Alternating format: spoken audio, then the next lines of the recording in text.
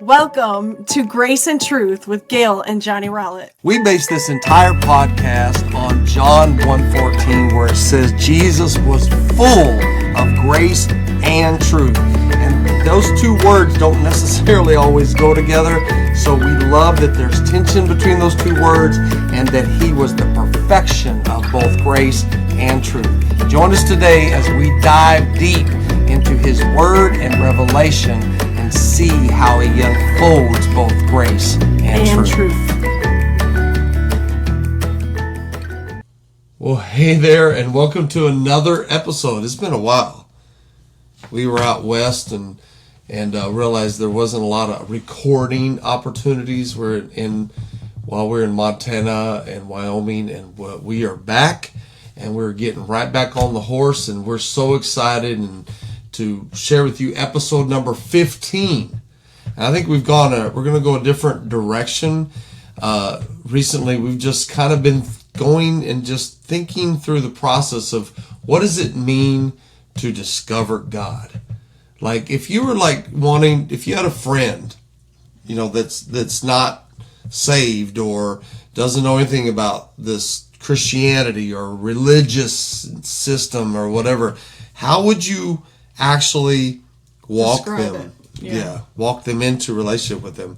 And you pointed out something when we were talking about it. You said, you can't have a relationship with somebody that you've never even met.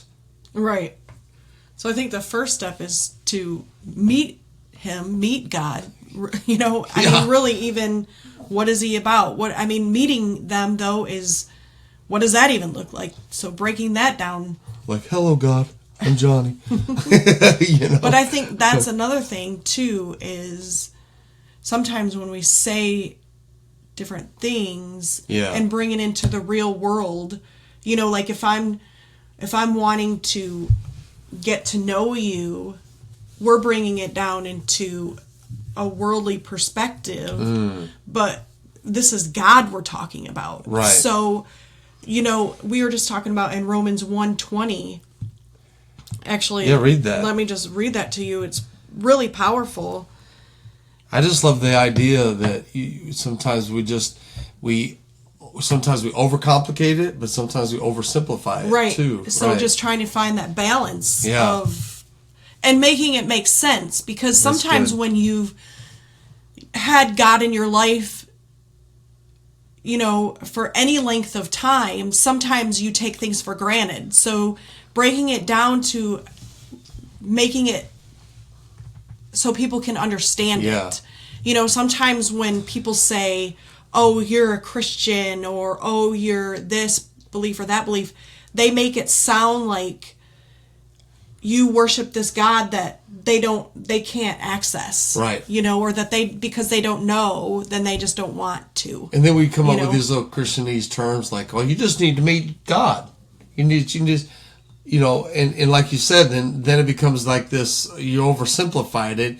So in Romans 1:20, it says, "For since the creation of the world, his invisible attributes are clearly seen, being understood by the things that are made, even his eternal power and Godhead, so that they are without excuse. Wow.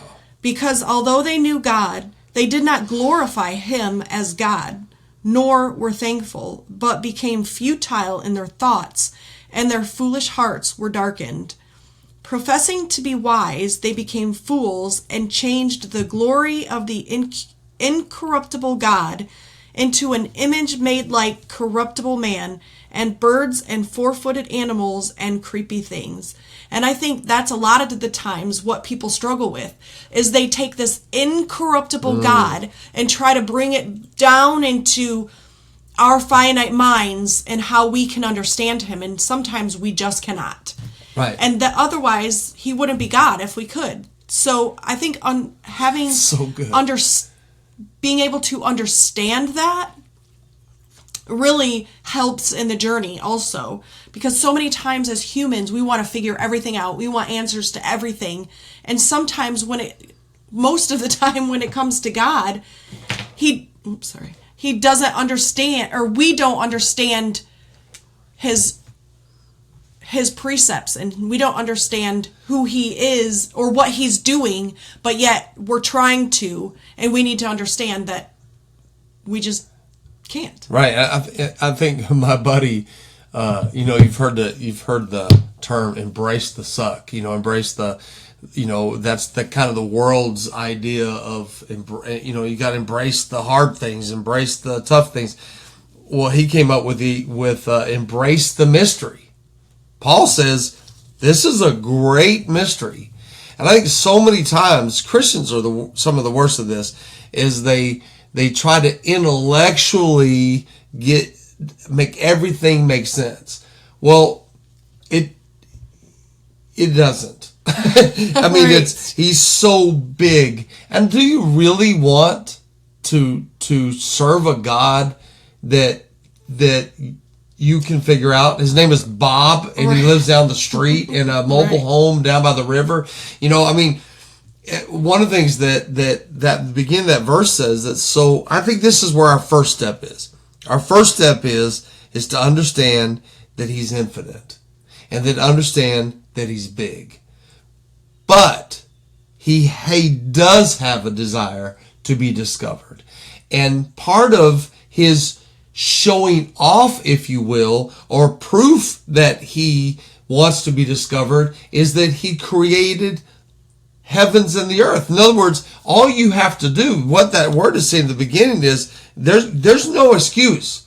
Because all you have to do is look around. Just step outside and look at his majesty and everything that he's created. Yeah. We went out west. Yeah.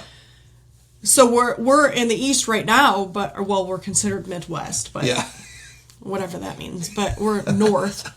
But anyway, Yeah, right. But when you go out west, here it's super flat. But when you go out west, you have these mountains that are Glorious. I mean, they're magnificent. They're humongous.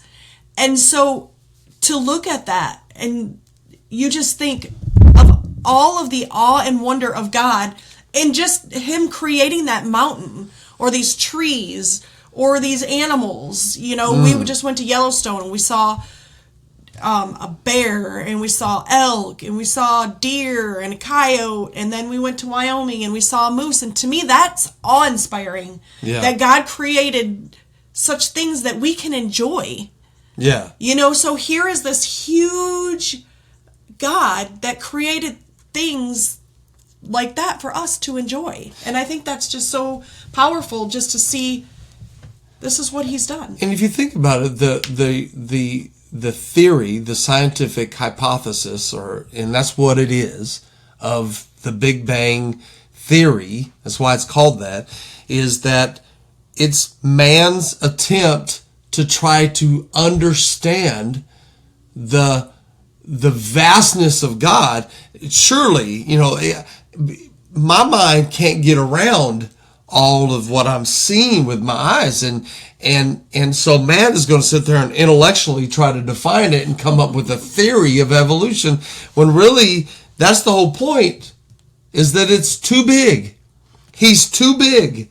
He's too big for you to intellectually identify, and I love the way you said it, to get your finite mind around his infinite being, this infinite being. I think that's the first part. And I think the next part is, one of the ways that you see that God is so big, that you get a lot of people coming up with some ridiculous ideas of different gods. And so, that's what that in that verse that you read, that's what they did. The first thing they did is they started making gold statues, and because they couldn't get in their head how big God was, and they wanted something.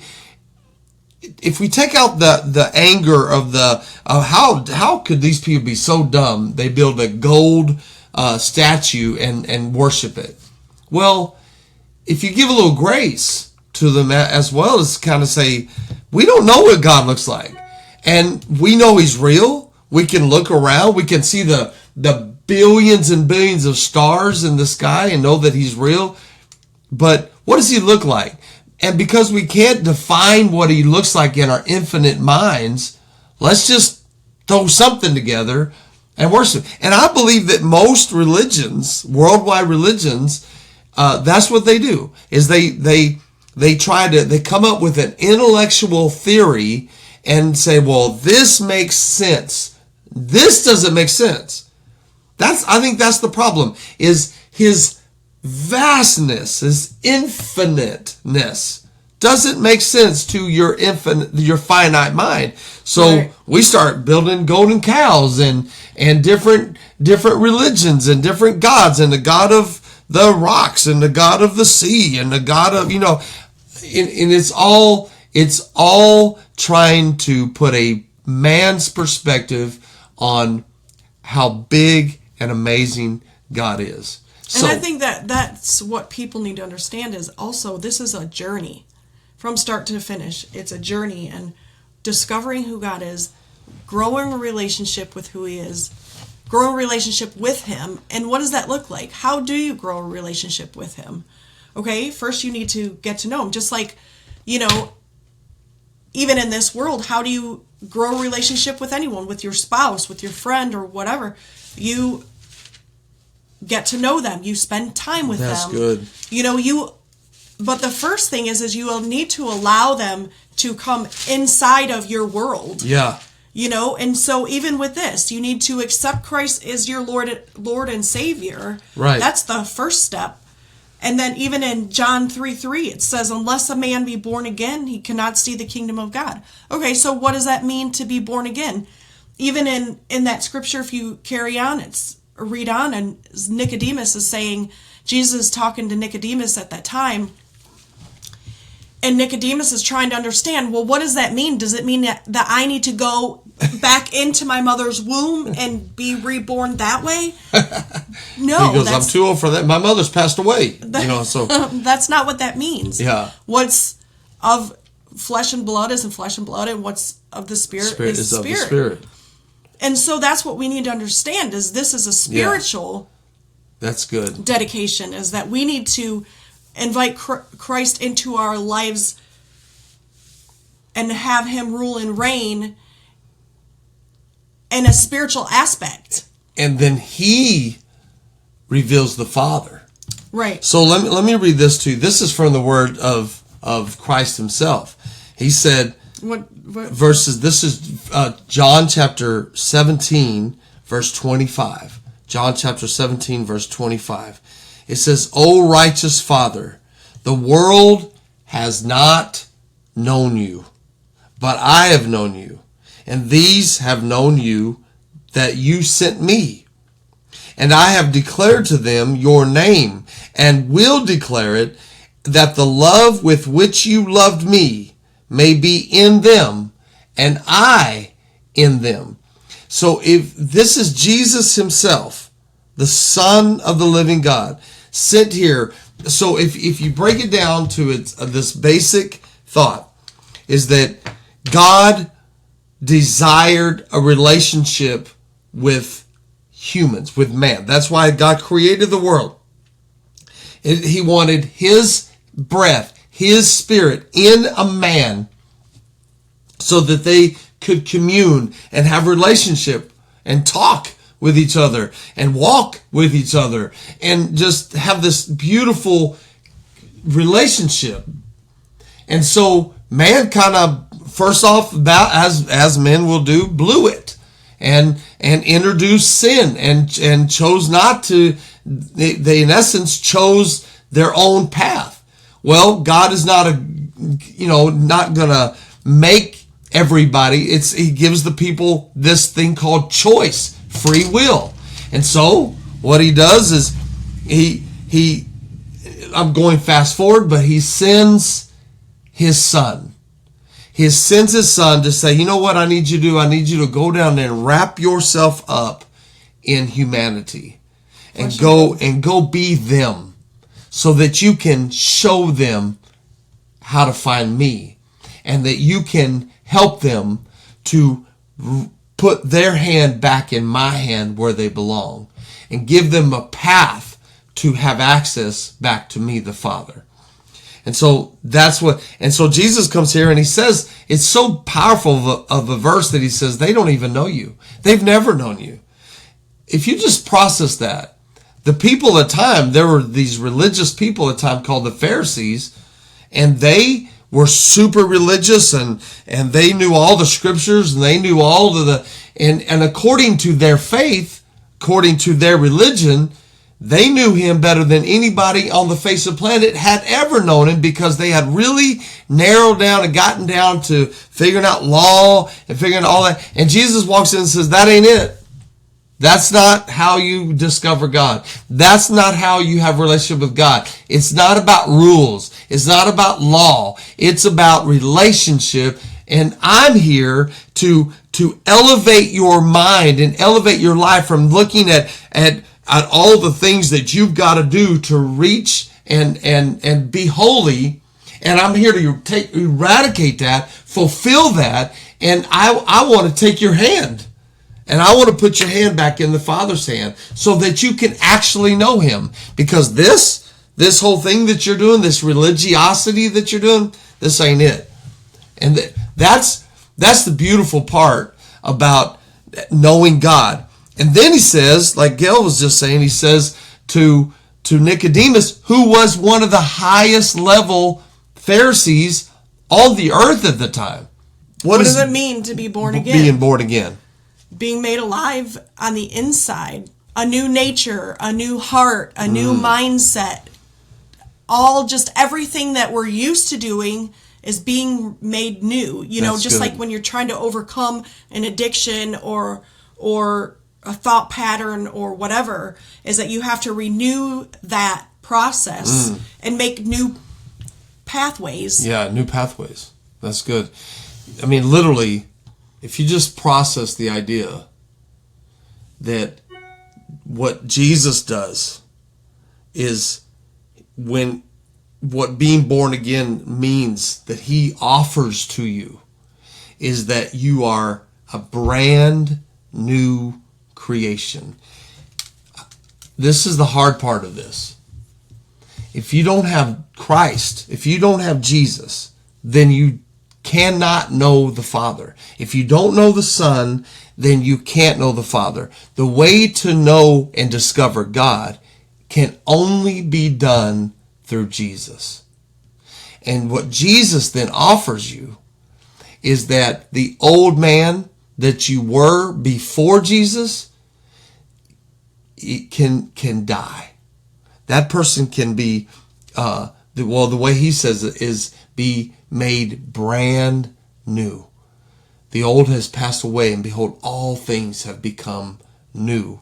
And a new man, a new nature stands up, a new man with a new, like Gale was saying, a new heart, a new way of thinking, a new personality, a new perspective on life. And so when the newness is, when you're new on the inside, then it's easier to deal with the things going on around you. I think that's what people struggle with the most nowadays is, you see people struggling and really running in the same place, if you will. But if they had a renewed inside, then they'd have a different perspective of the things going on around them. That's really good. I think the thing that if we end this podcast today, if would say, two or three major key elements is that there is a God and that he desires to know you. He desires to reveal himself to you. So the journey starts with your desire to know him. What we call that is seeking. And as you start to seek, Jesus says, if you will seek, you will find. If you will knock, I'm going to open the door. If you ask, I'm going to answer. And you're going to come inside and get to be a part of the family. And then he takes your hand and puts your hand in his hand, the Father's hand. This idea, we just quickly went over it, but the key element is to be born again means you get to be made alive. Have you ever been living life, going day to day, and feel like you're just dead inside?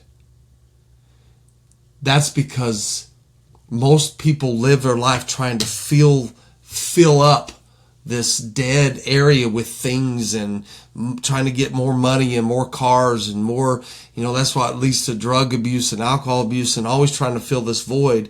And only Christ can fill that. And he can make this dead come alive. And then, and only then, you can discover God.